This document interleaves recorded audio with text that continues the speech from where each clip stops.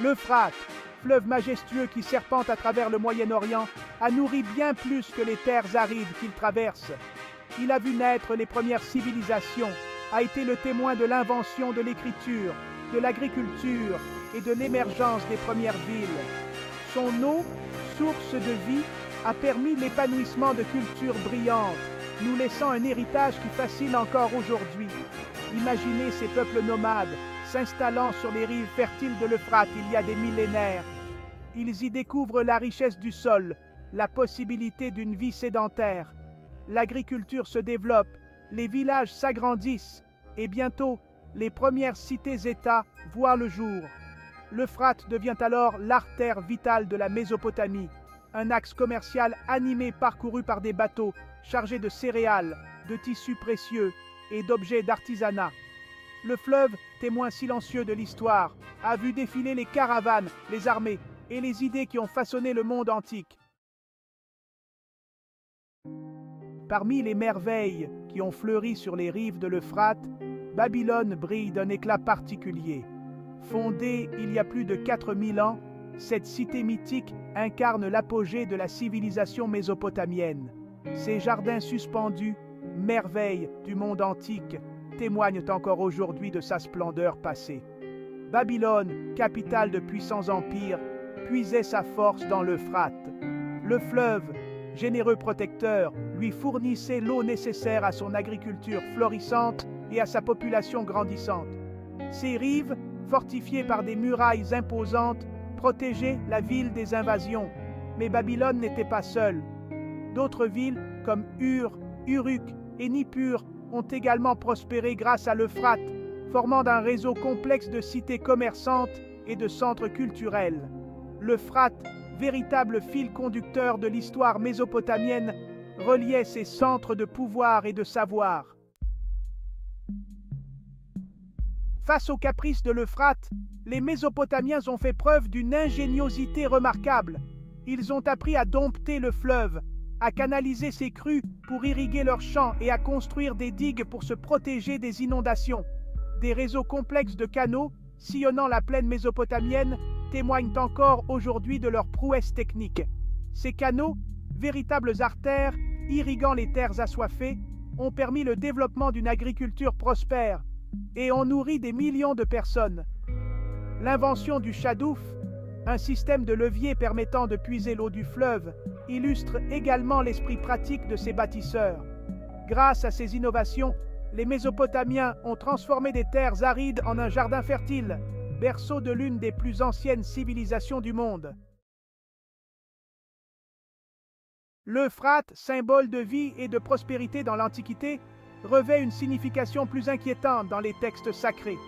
L'Apocalypse, dernier livre du Nouveau Testament, évoque le dessèchement de l'Euphrate comme un signe annonciateur de la fin des temps. Dans une vision apocalyptique, l'apôtre Jean voit l'Euphrate se tarir, ouvrant la voie aux rois de l'Orient et à leurs armées pour une ultime bataille. Le fleuve, autrefois source de vie, devient alors le symbole d'un monde à l'agonie, sur le point de sombrer dans le chaos.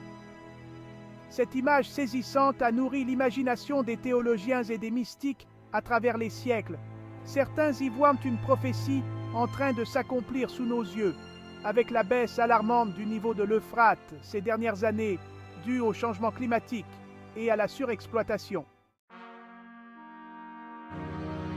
L'Ancien Testament fait également écho à l'importance symbolique de l'Euphrate. Le prophète Jérémie, annonçant la chute de Babylone, évoque le fleuve comme un instrument du jugement divin. Il décrit la ville, autrefois imprenable, mise à sac et ses habitants réduits en esclavage. Voici ce que dit le Seigneur des armées célestes. Babylone sera prise d'assaut, ses remparts seront enfoncés. Oui, j'envoie contre Babylone la ruine, comme une tempête qui balaie tout sur son passage. Jérémie 51:1. La chute de Babylone, symbole de l'orgueil humain terrassé par la colère divine, sert d'avertissement aux générations futures. L'Euphrate, témoin silencieux de cette tragédie, nous rappelle la fragilité des empires et la vanité des constructions humaines. L'Euphrate, fleuve nourricier mais aussi force destructrice, a toujours inspiré un mélange de crainte et de fascination. Des légendes anciennes racontent que ces eaux troubles abritent des créatures mystérieuses, des démons tapis dans les profondeurs, attendant le moment propice pour refaire surface. Ces récits, transmis de génération en génération, témoignent du pouvoir d'imagination des hommes, mais aussi de leur propension à peupler les lieux inconnus de créatures fantastiques. L'Euphrate, avec ses courants imprévisibles et ses profondeurs obscures, s'est naturellement prêté à ces projections. Certaines interprétations de l'Apocalypse lient le dessèchement de l'Euphrate à la libération de ses forces maléfiques. L'image est saisissante.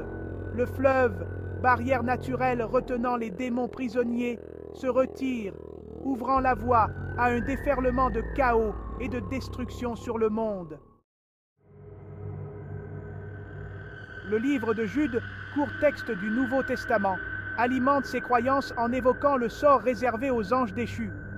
Quant aux anges qui ont abandonné le lieu où ils devaient vivre, il les garde prisonniers dans l'abîme, enchaînés dans une obscurité totale. Ils sont réservés pour le jugement du grand jour. Jude 1,6. Certains théologiens établissent un lien entre ces anges emprisonnés et le dessèchement de l'Euphrate. Le fleuve, dans cette interprétation, ne serait pas seulement une prison pour des démons, mais aussi le lieu où Dieu retient captifs les anges rebelles jusqu'au jour du jugement dernier. Le dessèchement de l'Euphrate prend alors une dimension encore plus apocalyptique. Il ne s'agirait plus seulement de la disparition d'un fleuve, mais de l'ouverture d'un portail vers le monde souterrain, libérant des forces cosmiques incontrôlables.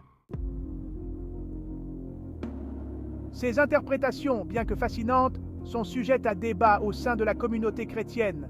Si certains y voient une lecture littérale des textes sacrés, d'autres appellent à la prudence, rappelant que l'Apocalypse est avant tout un texte symbolique, riche en métaphores et en allégories. Le débat sur la nature exacte des démons et des anges déchus, ainsi que sur leur lien avec l'Euphrate, divise les théologiens depuis des siècles. Faut-il y voir des entités littérales, dotées d'un pouvoir surnaturel, ou plutôt des symboles des forces du mal qui sommeillent en chaque homme? Le mystère reste entier. L'important, pour beaucoup, est de ne pas perdre de vue le message essentiel de l'Apocalypse, la nécessité de se préparer spirituellement à l'avènement du royaume de Dieu, quelles que soient les épreuves et les tribulations qui nous attendent. Au-delà des interprétations religieuses, le sort actuel de l'Euphrate nous interpelle. Le fleuve, autrefois symbole de vie et de prospérité, est aujourd'hui menacé par la pollution, la surexploitation et le changement climatique. Ses eaux baissent, ses écosystèmes se dégradent et les conflits pour l'accès à l'eau se multiplient. Cette crise écologique majeure nous rappelle la fragilité de notre planète et la responsabilité qui nous incombe de la préserver. L'Euphrate, témoin silencieux de l'histoire humaine, devient un symbole poignant des défis auxquels nous sommes confrontés au XXIe siècle. La disparition progressive de l'Euphrate, si elle devait se confirmer, serait une tragédie pour la région, mais aussi une perte irréparable pour l'humanité tout entière. Ce fleuve mythique, qui a vu naître les premières civilisations, mérite d'être protégé et préservé pour les générations futures. Dans un monde en proie à des bouleversements climatiques et à des tensions géopolitiques croissantes, l'image de l'Euphrate se desséchant résonne avec une force particulière. Elle nous rappelle la fragilité de nos certitudes, la nécessité de nous interroger sur nos modes de vie et l'importance de nous préparer à un avenir incertain. L'Apocalypse, loin d'être un récit fataliste, peut être lu comme un appel à la vigilance, à la conversion et à la solidarité. Face aux défis qui nous attendent, il nous invite à cultiver notre jardin intérieur, à nous recentrer sur l'essentiel et à bâtir un monde plus juste et plus fraternel. L'Euphrate, fleuve chargé d'histoire et de spiritualité, continue de nous parler aujourd'hui. À nous de savoir l'écouter et de tirer les leçons de son message intemporel.